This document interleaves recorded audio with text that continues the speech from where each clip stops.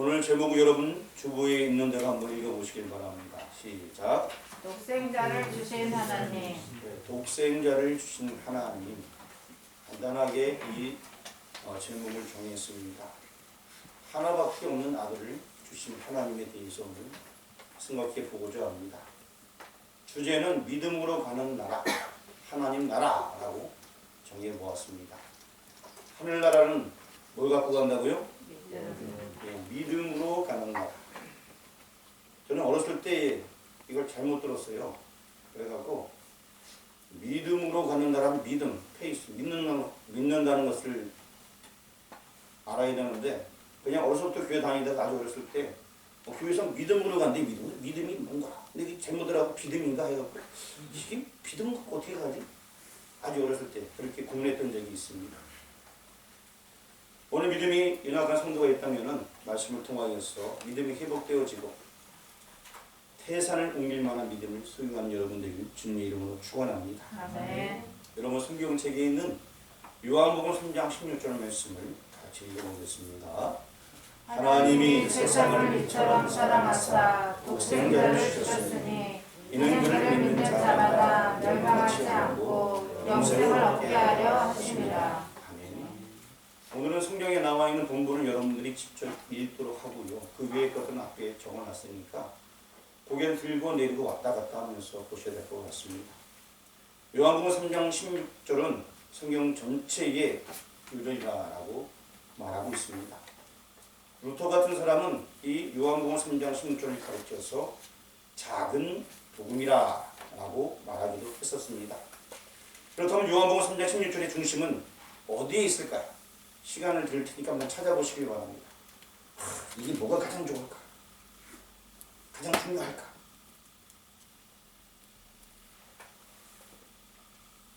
다 외우고 있잖아요. 그렇죠? 뭐가 중요한 것 같습니까? 중심, 가장 중심점, 중심. 믿는 자마다. 문영수 안수사님은 사람이 중요하다. 사람. 영생, 영원토록 사는 거. 자. 독생자 다 나왔어요. 이제 더 나올 게 없어요. 자, 저는 나름대로 뭐 믿음도 좋고 영생도 좋고 사람도 좋지만 독생자, 제목이 독생자를 주신 하나님이잖아요. 그래서 독생자를 택해 봅니다. 정답은 없어요. 제가 볼 때는 하나님의 아들을 주셨기 때문에 다 된 거 아닌가 싶어서 독생자, 그분을 한번 택해 본 것입니다. 16절의 중심은 하나님의 독생자, 이것이 아닌가 생각이 듭니다. 성경은 이를 증거하기 원하고 또 원하였습니다. 그래서 우리가 요한복음 1장부터 다 배웠는데 요한복음 1장 14절 말씀 앞에 적어놨습니다. 같이 한번 읽어보도록 하겠습니다. 말씀이 육신이 되어 우리 가운데 거하심에 우리가 그의 영광을 보니 아버지의 독생자의 영광이요 은혜와 진리가 충만하더라. 빨간 대만 읽어보겠습니다. 시작. 아버지의 독생자의 영광이요. 하나님 아버지 하나밖에 없는 그 아들의 영광이다 라고 해서 독생자를 주셨다 라는 메시지가 요한복음 1장 14절에 나와 있습니다. 또 요한복음 1장 34절 말씀도 한번 읽어보겠습니다. 시작. 내가 보고 그가 하나님의 아들이심을 증언하였노라 하니라.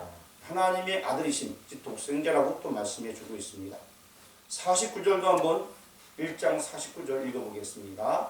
나다나엘이 대답하되 라피여 당신은 하나님의 아들이시요 당신은 이스라엘의 임금이로소이다. 하나님의 아들이라고 또 말하고 있습니다. 예수님은 하나님의 독생자이십니다. 하나밖에 없는 아들이라는 것 같아요. 그래서 요한복음 3장 16절에 나와 있는 가장 중심은 이 하나님의 아들, 즉 독생자가 가장 중요한 중심적인 단어가 아닌가라는 생각이 들게 되었습니다. 하나님의 독생자가 우리와는 어떤 관계가 있는지 성경을 통하여서 한번 살펴보려고 합니다. 하지만 오늘 본문 말씀 가지고 살펴보기도 하겠지만 지금까지 우리가 보았던 여러 말씀들을 통해서 상고하려고 합니다. 먼저 태초라는 용어가 있습니다. 요한복음 1장 1절에 태초라는 용어에 대해서 요한복음 1장 시작하면서 배운 적이 있었습니다. 그런데 그 똑같은 태초가 창세기 1장 1절에도 나타나 있습니다. 먼저 창세기 1장 1절의 말씀을 같이 읽어보겠습니다. 태초에 하나님이 천지를 창조하시니라. 여기 태초라는 용어가 분명히 있습니다.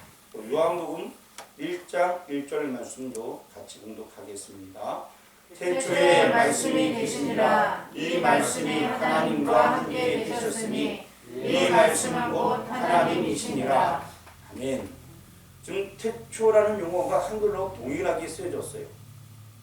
창세기 1장 1절의 태초랑 요한복음 1장 1절의 태초랑 태초에 태초 이렇게 나와 있는데 뭐 틀린 데가 있나요? 네, 아주 똑같이 쓰여졌습니다. 창세기 1장 1절의 태초는 레시트라는 용어입니다.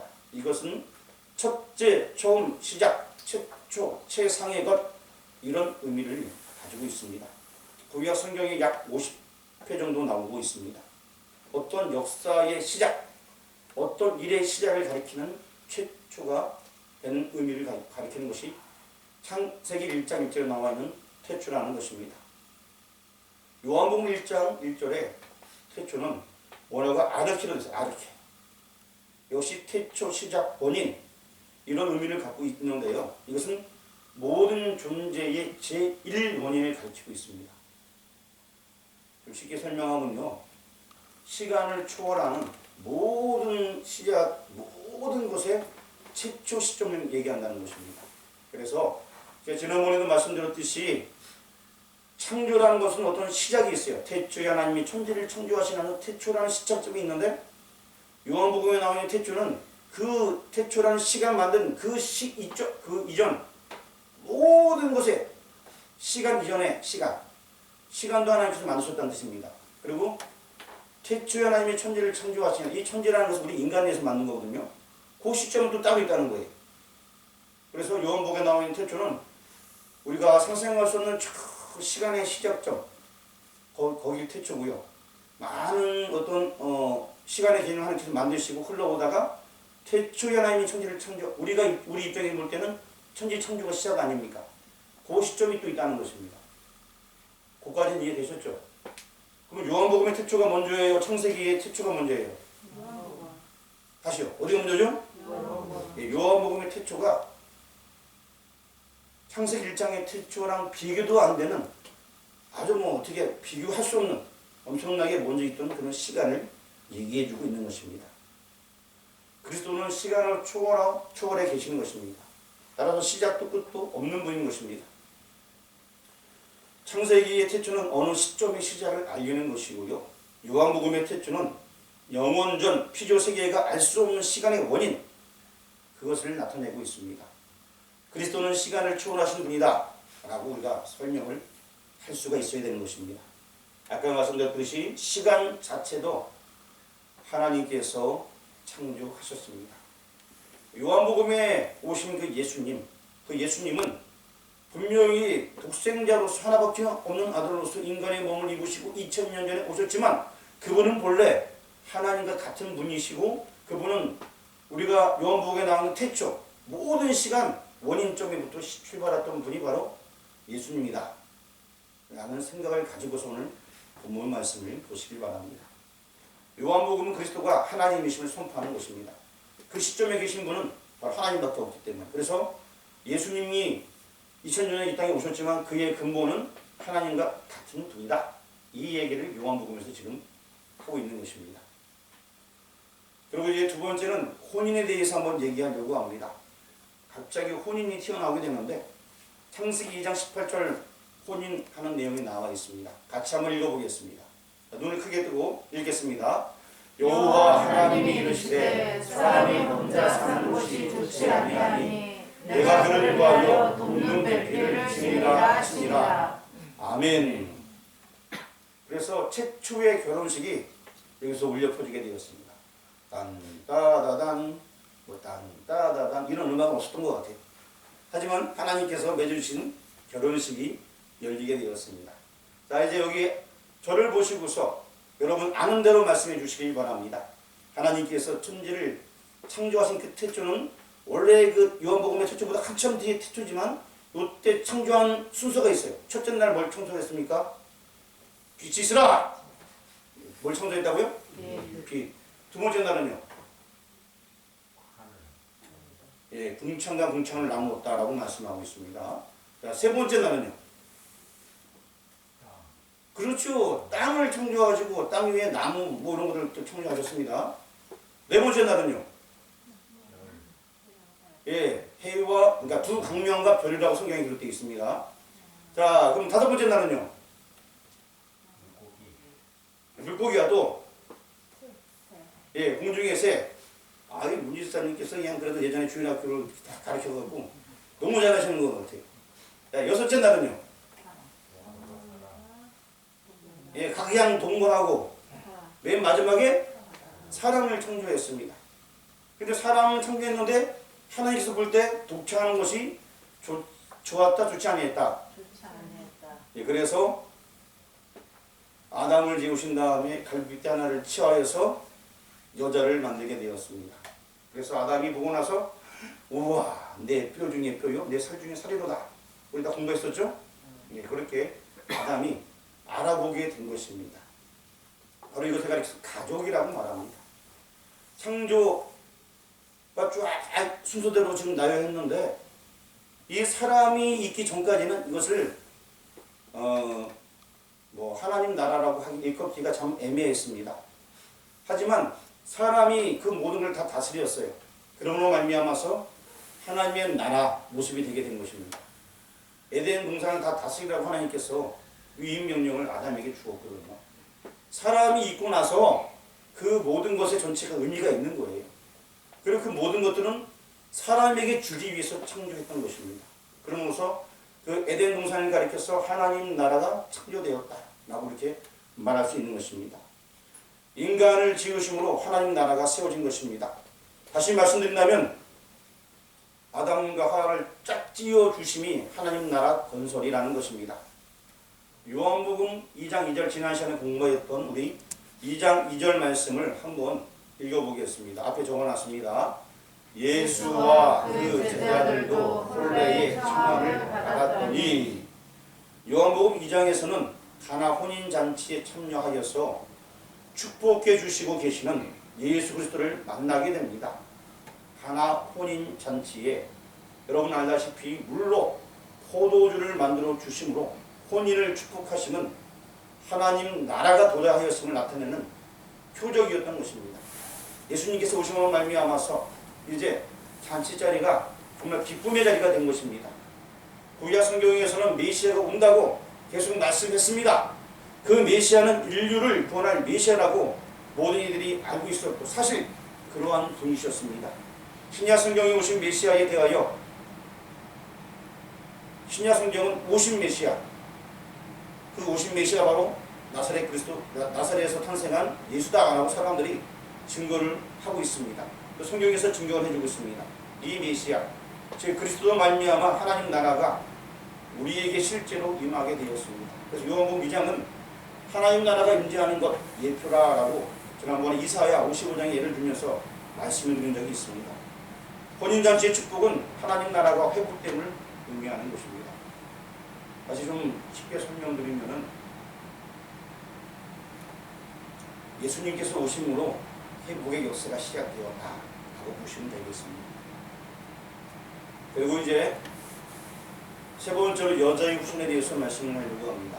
창세기 3장, 1, 2, 3장하고 요한복음 1, 2, 3장하고 이게 굉장히 어울리는 말씀들 많이 있습니다. 요한복음 3장의 지금 내용을 하면서 창세기 1, 2, 3장의 내용을 같이 하고 있는 것입니다. 창세기 3장 15절 말씀 앞에 적어놨습니다. 한번 또박또박 읽어보겠습니다.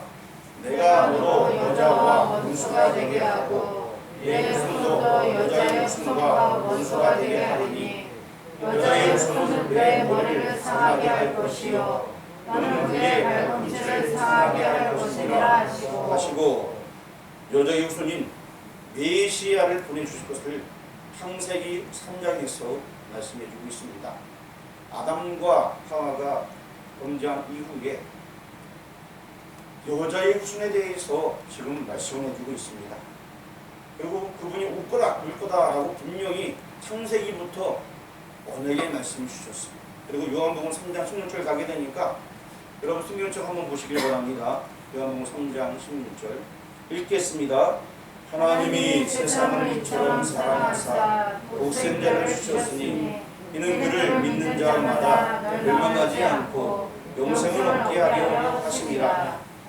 자, 그렇습니다. 실제 여자의 손으로 독생자가 오셨다라고 요한복음에서 증거해 주고 있습니다. 창세기에서는 여자의 손이 올 거다라고 말했고 실제로 요한복음에서 그분이 오셨다는 것입니다.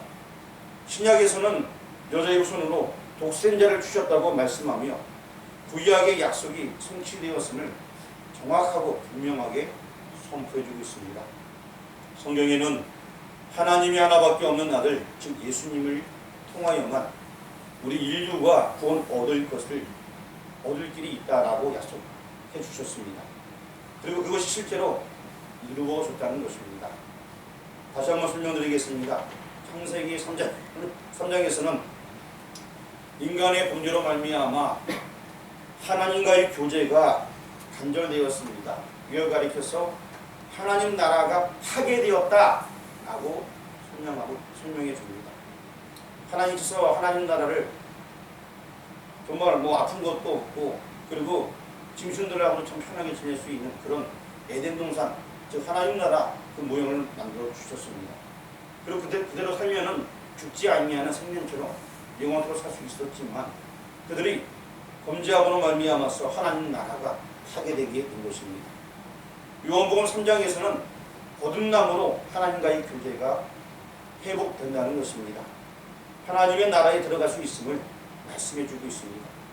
그래서 우리가 거듭나면 가는 나라, 어떤 나라요? 하나님 나라. 네, 거듭나야지 가는 나라입니다. 그 나라는 뭘 가지고 간다고요? 믿음. 믿음이요?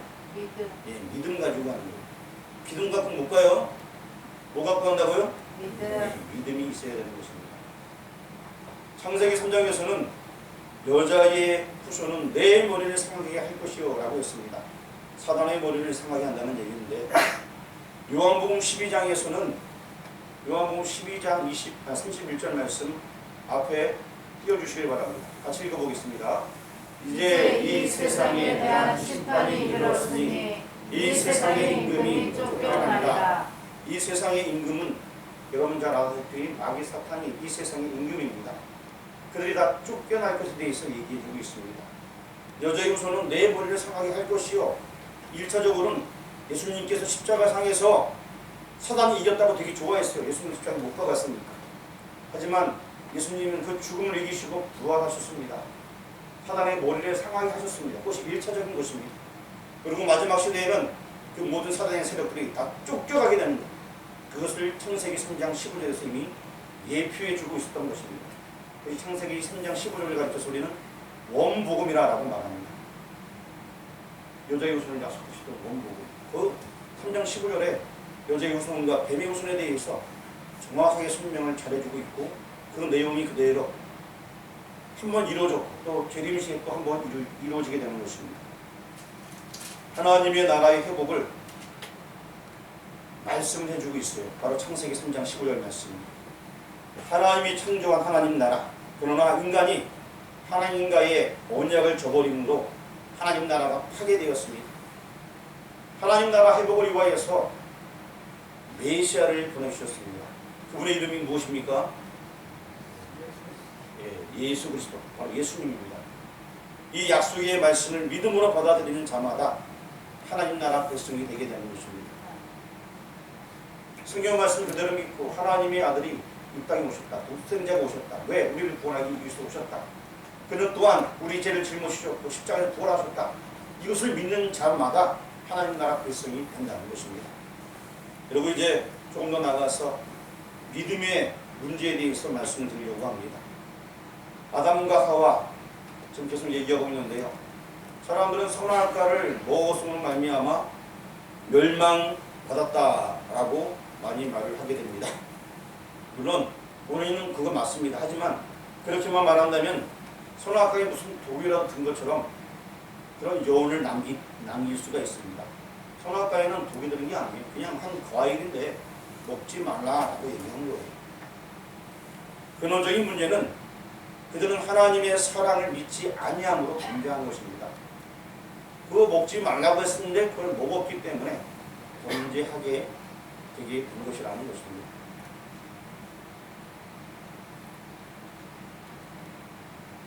가게에서 과일을 팝니다. 요거 하나에 500원, 요거 하나에 1,000원, 요거 하나에 10,000원, 과일을 쫙 그냥 두고 팔아요. 돈도 계산하지 않고 먹기만 한다면 그것은 범죄가 되게 되는 것입니다. 그렇지 않습니까? 그걸 먹는다고 해서 바로 뭐 어떻게 그 안에 독이 들어있는 건 아니에요. 선악과도 바로 그런 개념이에요. 요거 먹지 말라면 먹지 말아야 되는 거예요. 근원적인 문제는 하나님의 사랑을 믿지 않냐므로 그들이 범죄했다는 것입니다. 하나님의 말씀보다는 사단의 말을 더 믿었기 때문에 그 유혹에 넘어가게 된 것입니다. 그들이 무엇을 행했거나 행하지 아니한 행위 이전에 믿지 아니함으로 하나님과 단절되게 되었습니다. 믿음이 굉장히 중요한 거예요. 하나님과 단절된 그 원인은 믿지 아니함. 우리가 예수님 믿어요.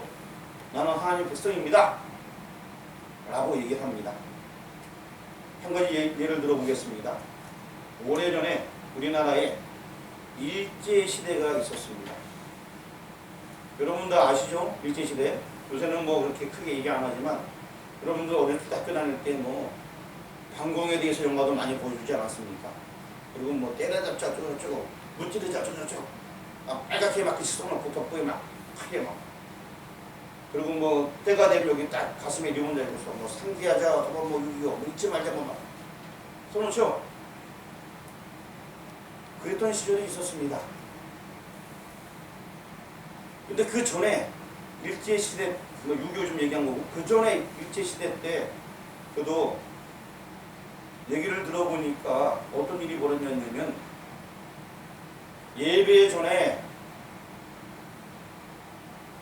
일장기에 먼저 절을 하고 예배를 드리라. 라는, 그 태양이 그 일본 왕을 나타난다 하면서 절하라고 하는 것입니다. 모든 예배 시간. 근데 강하게 반대를 했던 목회자들이 있었거든요. 힘에 못 이겨서 이러다 우리 다 죽으니까 그냥 우리가 거기에다가 절을 하자라고 하는 교회들도 있었습니다. 그리고 심지어 저희 장로교 중에 장로교가 그 당시 하나였습니다. 장로교에서 뭐라고 결정하게 된 총회에서 결정하게 됐냐면 지금 시국이 안 좋으니까 그냥 예배는 드려야 되니까 잠깐 절하고 우리가 예배를 드리자 라고 통과가 돼버린 거예요. 그런데 그 중에 또 한 3분의 1 목사님 절대 목숨을 걸어도 그건 안 된다 라고 반대를 했어요.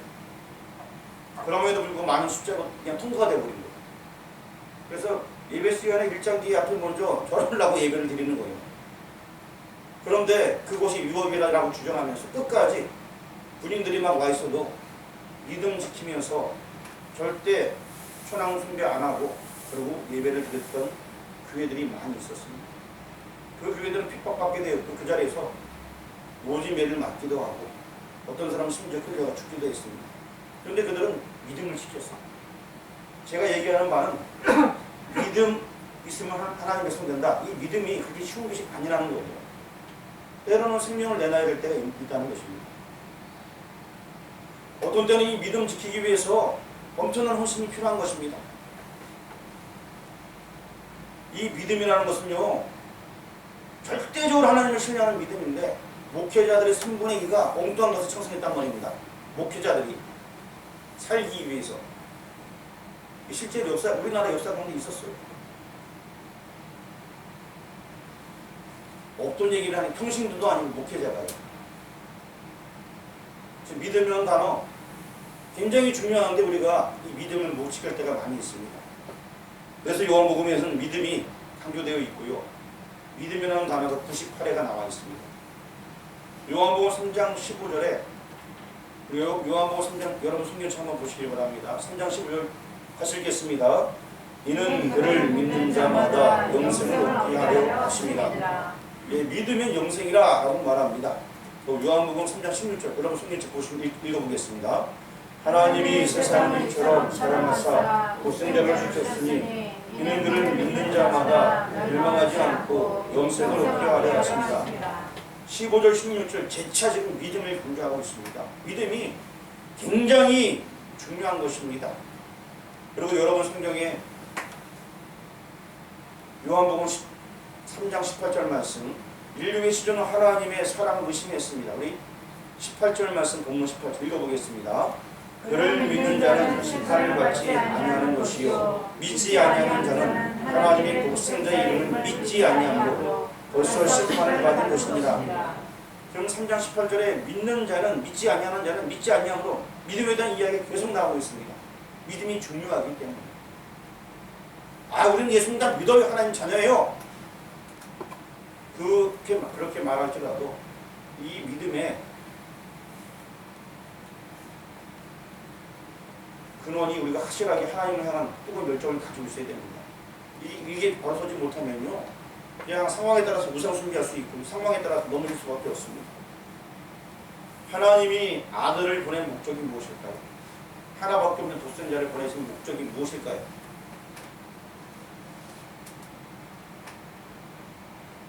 어떤 분은 무슨 깊은 깊은 생각이 생겼어요. 하나님께서 독생자를 보내주신 목적이 무엇일까? 그럼 고민하지 마시고요. 왜 독생자를 보내주셨을까요? 믿음을 주시려고. 예. 맞아, 믿음 하나님께 주시는 거예요. 맞습니다. 또 크게요. 구원하시려고. 아니, 민용사님 정답만 얘기하지. 자, 요한복음 3장 17절 여러분 성경에 나와 있습니다. 한번 읽어보겠습니다. 하나님이 그 아들을 세상에 보내신 것은 세상을 심판하려 하심이 아니요 그런 말미암아 세상이 구원을 받게 하려 하십니다. 지금 요한복음 3장에는 이렇게 설명하고 있어요. 구원을 받게 하기 위해서 예수님을 보냈다, 독생자를 보냈다 라고 말씀을 해주고 있습니다. 그리고 또 여러분 우리 본문 읽었던 맨 마지막 절 말씀 36절 말씀 읽어보겠습니다. 아들을 믿는 자에게는 영생이 있고 아들에게 순종하지 아니하는 자는 영생을 못하고 도리어 하나님의 진노가 그에게 머물러 있느니라. 믿는 자에게는 영생이 있고 믿지 아니하는 자는 하나님의 진노가 있다 라고 본문 말씀에서 분명히 말씀해 주고 있습니다. 그리고 오늘 본문 아니라도 요한복음 5장 24절 말씀 앞에 적어놨습니다. 요한복음 5장 24절 같이 읽어보겠습니다. 내가 진실로 진실로 너희에게 이르노니 내 말을 듣고 또 나 보내신 이를 믿는 자는 영생을 얻었고 심판에 이르지 아니하나니 사망에서 생명으로 옮겨느니라. 나 보내신 이를 믿는 자는 영생을 얻었다 라고 말씀하고 있습니다. 또 요한복음 6장 47절 아주 간단하지만 핵심적인 말씀을 해주고 있습니다. 같이 읽겠습니다. 진실로 진실로 너희에게 이르노니 믿는 자는 영생을 가졌나니. 믿는 자는 영생을 가졌다. 지금 목사님 우리 다 믿어요. 여러분 제가 믿는 거 알고 있어요. 근데 정말 우리가 진짜 믿어야 됩니다. 생명을 걸고 믿음 가지고 신앙생활 해야 되는 거예요. 믿는 자는 영생을 가졌나니. 이 믿음이 우리에게 꼭 필요합니다. 말씀을 좀 정리해 드리겠습니다. 오늘 제목은 독생자를 주시는 하나님입니다. 주제를 믿음으로 가는 나라, 하나님 나라라고 정했습니다. 믿음이 약간 성도가 있다면 오늘 이 말씀을 통하여 믿음이 회복되어지길 원하는 마음에서 이 말씀을 전하고 있습니다. 요한복음 3장 16절 너무나 중요한 말씀입니다. 독생자를 주셨다라고 말씀하고 있습니다. 3장 16절은 성경 전체 요약이기 때문에 여러분이 또 다 외우고 있어야 될 말씀입니다. 돈이 없어도 지식이 없어도 키가 작아도 힘이 부족해도 지혜가 없어도 믿음으로 가는 나라 하나님 나라입니다. 하나님의 독생자가 우리와는 어떠한 관계가 있는지 지금 우리가 성경을 통해서 살펴보고 있습니다. 아까 태초라는 용어를 살펴보았습니다. 창세기 1장 1절과 요한복음 1장 1절. 그런데 이 독생자는요 세상을 창조하시고 이 세상이 생기기도 전 시간도 창조하셨으며 모든 만물의 근원